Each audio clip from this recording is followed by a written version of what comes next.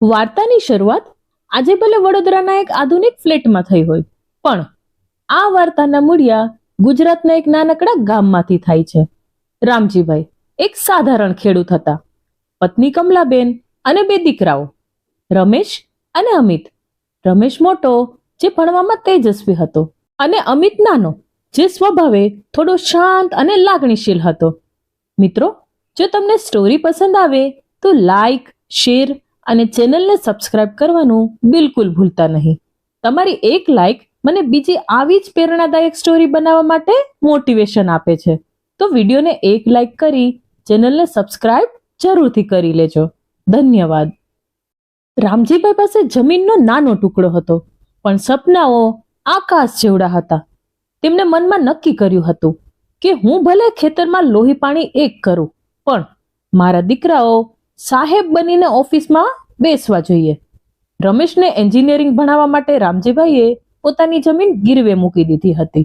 જ્યારે રમેશના એડમિશન માટે પૈસા ખૂટ્યા ત્યારે તેમણે ધૂમધખાત તાપમાં મજૂરી કરી. છતાં ક્યારેય દીકરાઓને જાણ ન થવા દીધી કે પિતા કેટલા કષ્ટમાં છે. એક રાતે કમલાબેને પૂછ્યું, તમે આટલો બધો ભાર એકલા કેમ વેઠો છો? રમેશને કહી દો કે હવે તે થોડી મહેનત પોતે પણ કરે. ત્યારે રામજીભાઈએ હસીને જવાબ આપ્યો, કમલા, જો વડલો પોતાના મૂળિયાના દુખાવાની ફરિયાદ કરવા લાગે તો ડાળીઓ પર પક્ષીઓ માળો કેવી રીતે બાંધશે? આ તો મારું ફળ છે, અને મને વિશ્વાસ છે કે આ દીકરાઓ મારો આ રસ્તો કાપવામાં સાથ આપશે. વર્ષો વીત્યા. રમેશ મુંબઈમાં મોટી કંપનીમાં એન્જિનિયર બન્યો અને અમિત પણ વડોદરામાં મેનેજરના હોદ્દા પર પહોંચ્યો. રામજીભાઈના સંઘર્ષનું ફળ મળ્યું હોય એવું લાગતું હતું. પણ જેમ જેમ દીકરાઓ મોટા થયા અને પોતપોતાના સંસારમાં વ્યસ્ત થયા, તેમણે પિતાની છત્રછાયા તેમને બોજ લાગવા માંડી. કમલાબેનના અવસાન પછી રામજીભાઈ સાવ એકલા પડી ગયા. પત્નીના ગયા પછી તેમના શરીરે સાથ છોડવાનું શરૂ કરી દીધું. કિડનીની બીમારીએ તેમને ઘેરી લીધા. હવે શરૂ થઈ વહેંચણીની રાજનીતિ.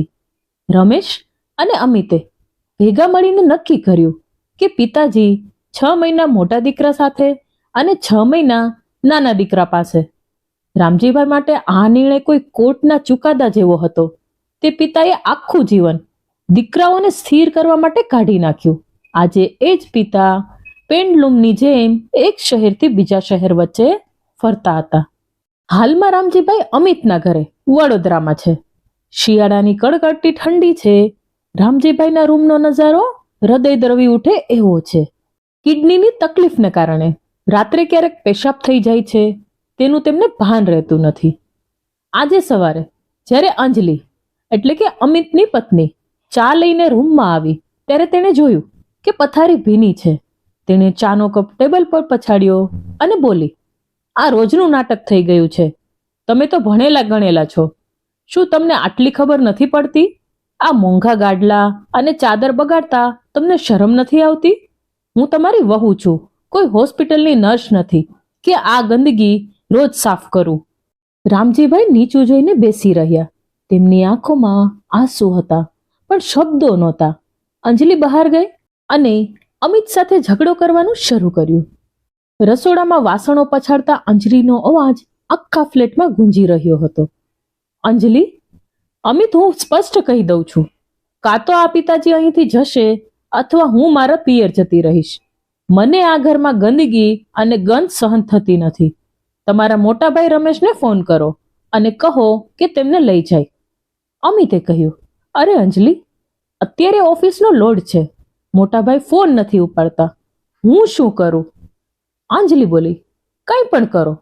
જો આજ સાંજ સુધીમાં તમે તેમને મુંબઈ મોકલવાની ટિકિટ ન કરાવી તો કાલે સવારે મને આ ઘરમાં નહીં જુઓ. રામજીભાઈ પોતાના રૂમમાં બેસીને આ બધી દલીલો સાંભળી રહ્યા હતા. તેમને એ દિવસ યાદ આવ્યો જ્યારે અમિત નાનો હતો અને તેને નિમોનિયા થયો હતો. 7 દિવસ સુધી રામજીભાઈએ પલક પણ ઝબકાવી નહોતી. અમિતની પથારી સાફ કરવી, તેને ખોળામાં સુવડાવવો, તેની દવાઓનો હિસાબ રાખવો, બધું જ હસતા મોઢે કર્યું હતું. આજે એ જ અમિત બહાર ઊભો રહીને પોતાની પત્ની સામે પિતાની રક્ષા કરવાને બદલે મૌન રહીને બધું સહન કરી રહ્યો હતો. રામજીભાઈના મનમાં થયું, શું સંસ્કારોની ખેતીમાં મેં જ કોઈ ભૂલ કરી દીધી, કે પછી મેં દીકરાઓને સાહેબ બનાવવાની લાઈમાં માણસ બનાવવાનું ભૂલી ગયો? તેમણે ધ્રુજતા હાથે પોતાની લાકડી પકડી અને બારીની બહાર જોયું. વડોદરાના આ પ્રદૂષિત આકાશમાં તેમને પોતાનું ગામ અને પોતાની પત્ની કમલા યાદ આવતી હતી. તેમને થયું હતું કે કાશ તેઓ તે દિવસે જ જમીન ન વેચી નાખી હોત તો આજે પોતાના ઘરે ગર્વથી રહી શક્યા હોત. ઘરમાં થયેલા હંગામા પછી અમિતનું મન જરાય ઠેકાણે નહોતું. નાસ્તો કર્યા વગર જ તે ઓફિસ જવા માટે નીકળી ગયો. રસ્તામાં ટ્રાફિકમાં ફસાયેલી ગાડીમાં બેઠા બેઠા તેને પત્ની અંજલિના શબ્દો કાનમાં ગૂંજતા હતા. કાં તો પિતાજી હશે, કાં તો હું. અમિત વિચારતો હતો, હું ક્યાં ફસાઈ ગયો છું? એક બાજુ પત્ની છે જેની સાથે આખી જિંદગી વિતાવાની છે, અને બીજી બાજુ પિતા છે જેમણે મને આ મુકામ સુધી પહોંચાડ્યો. મોટાભાઈ રમેશ તો ચતુર નીકળ્યા. પિતાજીને મારા માથે નાખીને પોતે શાંતિથી મુંબઈમાં જલસા કરે છે. જ્યારે પણ ફોન કરું ત્યારે કોઈને કોઈ બહાનું કાઢે છે. એને પિતાજી પર થોડો ગુસ્સો આવતો હતો. કેમ તેઓ આ ઉંમરે પોતાનું ધ્યાન નથી રાખી શકતા? કેમ પથારી ભીની કરે છે? ઓફિસ પહોંચતા જ તેના આસિસ્ટન્ટને યાદ અપાવ્યું, સર, આજે નવા એન્જિનિયર્સના હાયરિંગ માટે ઇન્ટરવ્યુ છે. પેનલમાં તમારે બેસવાનું છે. અમિતે ભારે હૈયે ફાઇલો હાથમાં લીધી. કોરિડોરમાં ઉમેદવારોની લાઈન લાગી હતી. અમિત કોઈની સામે જોયા વગર પોતાની કેબિન તરફ જતો રહ્યો. ત્યાં જ એક અવાજ સંભળાયો, અમિત, અરે દોસ્ત, તું અહીં? અમિતે પાછળ ફરીને જોયું. આછો દાઢીવાળો, સાધારણ કપડામાં પણ ચહેરા પર ગજબની શાંતિ ધરાવતો એ માણસ બીજું કોઈ નહીં પણ તેનો કોલેજનો જીગરી દોસ્ત અવિનાશ હતો. બંને મિત્રો કેબિનમાં બેઠા. અમિતે પૂછ્યું, અરે અવિનાશ, તું અહીં ઇન્ટરવ્યુ આપવા આવ્યો છે? તું તો ગોલ્ડ મેડાલિસ્ટ હતો. તને તો વિદેશમાં મોટી જોબ મળી હતી ને? અવિનાશની આંખોમાં એક ક્ષણ માટે ઉદાસી આવી ગઈ. પછી તે હસ્યો. હા દોસ્ત, જોબ તો મળી હતી, પણ કુદરતને કંઈક બીજું જ મંજૂર હતું.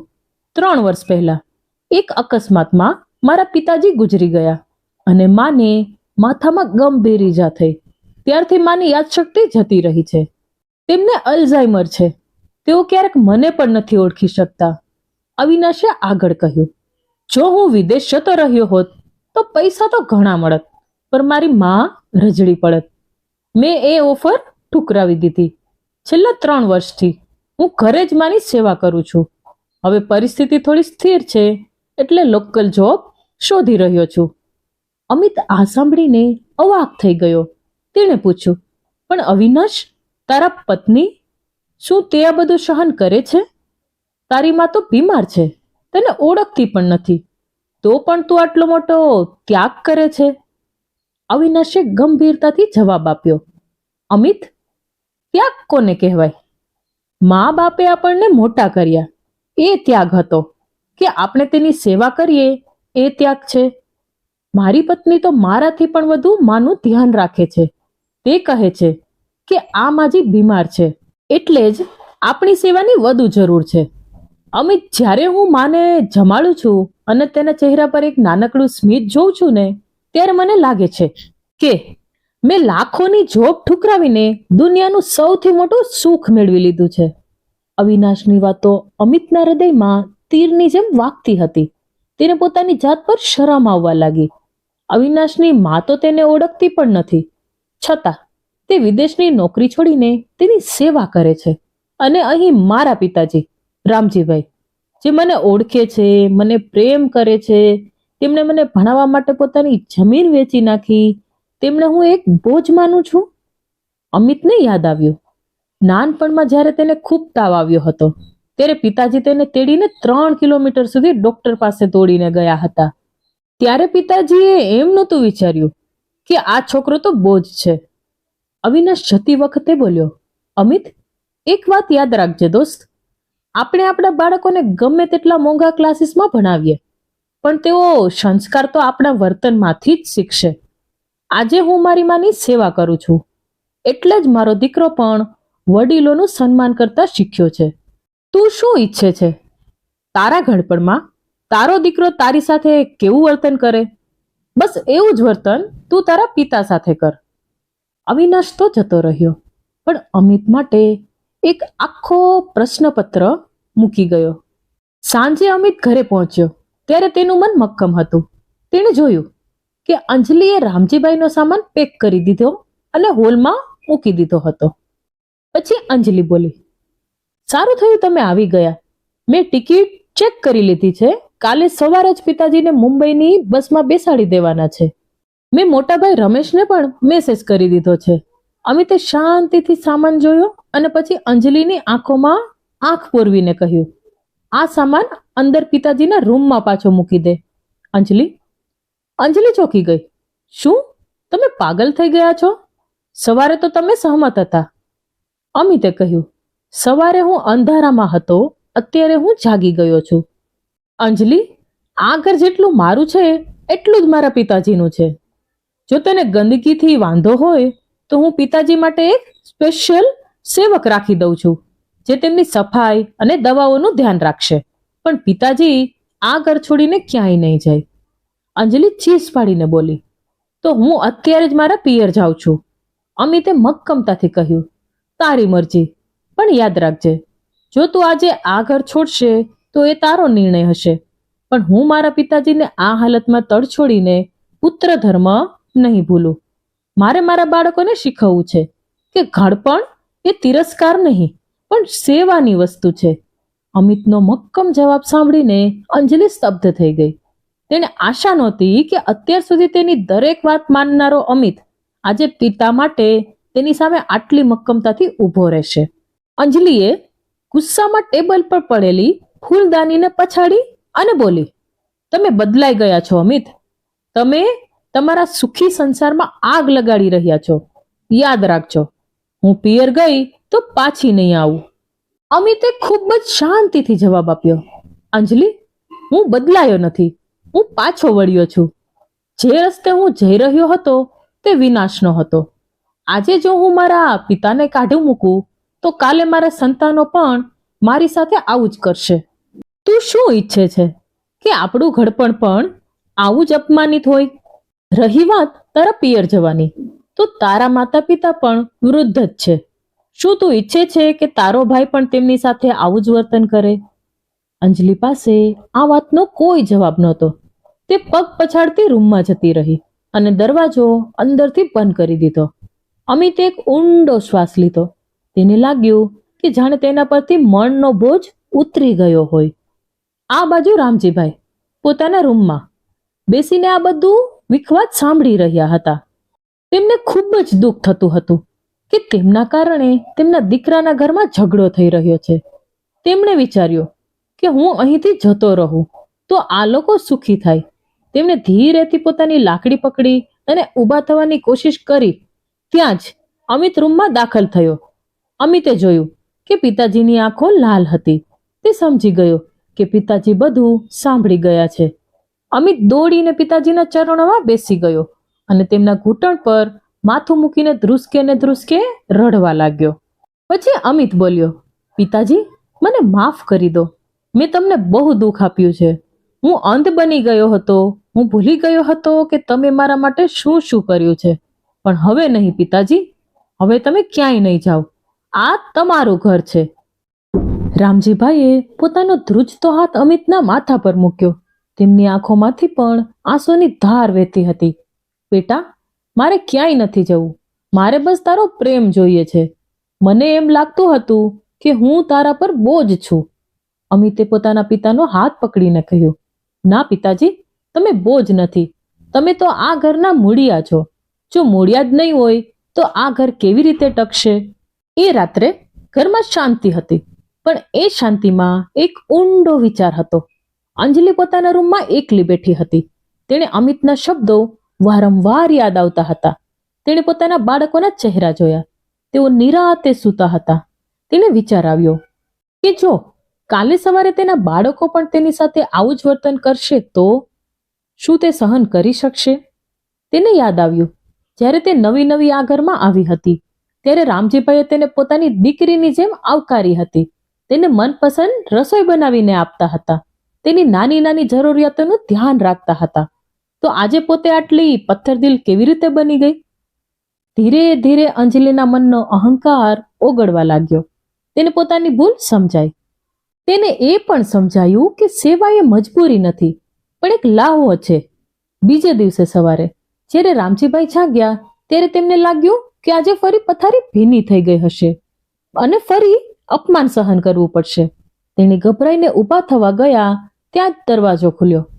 સામે અંજલિ ઊભી હતી, પણ તેના આંખમાં ગુસ્સો નહીં, પણ ગરમ પાણીનો લોટો અને ટુવાલ હતો. તેના ચહેરા પર તિરસ્કાર નહીં, પણ પશ્ચાતાપનું સ્મિત હતું. અંજલિ બોલી, પિતાજી, તમે ચિંતા ના કરો, લાવજો, હું સાફ કરી નાખું. તમારે શરમાવાની જરૂર નથી, હું તમારી દીકરી જેવી જ છું ને. રામજીભાઈ આ સાંભળીને અવાક થઈ ગયા. અમિત, જે દરવાજે ઊભો રહીને આ દ્રશ્ય જોઈ રહ્યો હતો, તેની આંખોમાં ખુશીના આંસુ આવી ગયા. અંજલિએ પિતાજીના પગે લાગીને માફી માંગી. અંજલિ બોલી, પિતાજી, મને માફ કરી દેજો. હું ભૂલી ગઈ હતી કે વડીલોએ ઘરની શોભા હોય છે. હવેથી આ ઘર તમારું જ છે અને તમારી સેવા કરવી એ મારી ફરજ છે. એ જ સમયે અમિતના ફોન પર મોટાભાઈ રમેશનો ફોન આવ્યો. રમેશ બોલ્યો, હેલો અમિત, મેં અંજલિનો મેસેજ વાંચ્યો. તું પિતાજીને બસમાં બેસાડી દેજે. હું અહીં સ્ટેશન લેવા આવી જઈશ, પણ જોજે હો, આ વખતે 6 મહિનાથી એક દિવસ પણ વધારે હું નહીં રાખું. અમિતે હસીને જવાબ આપ્યો, મોટાભાઈ, હવે તમારે પિતાજીની ચિંતા કરવાની જરૂર નથી. મેં અને અંજલિએ નક્કી કર્યું છે કે પિતાજી હવે હંમેશા અમારી સાથે જ રહેશે. હવે તેમને 6 મહિના વેચવાની જરૂર નથી. તેઓ પોતાના ઘરે સુરક્ષિત છે. રમેશ પેલે છેડે ચૂપ થઈ ગયો. તેને કદાચ શરમ આવી રહી હતી અથવા તો તેને રાહત થઈ હતી, પણ અમિત માટે તો હવે માત્ર તેના પિતાજીની ખુશી જ મહત્વની હતી. વાર્તાના અંતે રામજીભાઈ પોતાના પુત્ર પુત્રીઓ સાથે રમી રહ્યા છે. ઘરમાં હાસ્ય ગુંજી રહ્યું છે. અમિત અને અંજલિ મળીને પિતાજીની સંભાળ રાખે છે. રામજીભાઈની તબિયત પણ હવે સુધારા પર છે, કારણ કે દવા કરતા તેમને પ્રેમની વધુ અસર થઈ રહી છે. રામજીભાઈ દરરોજ સાંજે કમલાબેનની તસવીર સામે બેસીને કહે છે, કમલા, આપણો અમિત ખરેખર હીરો નીકળ્યો. તે માત્ર મારો દીકરો નથી, તે મારા સંસ્કારોનો રખેવાળ છે. મિત્રો, સંપત્તિ તો ગમે ત્યારે કમાઈ શકાય છે, પણ માતા પિતાના આશીર્વાદ અને તેમની સેવાની તક જીવનમાં એક જ વાર મળે છે. યાદ રાખો, જેવું તમે તમારા માતા પિતા સાથે કરશો, તેવું જ તમારા સંતાનો તમારી સાથે કરશે. તમને આ વાર્તા કેવી લાગી? અમિત અને અંજલિના આ પરિવર્તન વિશે તમારું શું મંતવ્ય છે? કમેન્ટમાં ચોક્કસ જણાવજો. અને હા, તમારા માતા પિતાને હંમેશા પ્રેમ અને સન્માન આપજો. જો વિડીયો પસંદ આવ્યો હોય તો લાઈક, શેર અને અત્યારે જ ચેનલને સબસ્ક્રાઇબ કરી લેજો, જેથી આવી જ સત્ય ઘટના પર આધારિત વાર્તાઓ તમને સમયસર સાંભળવા મળતી રહે.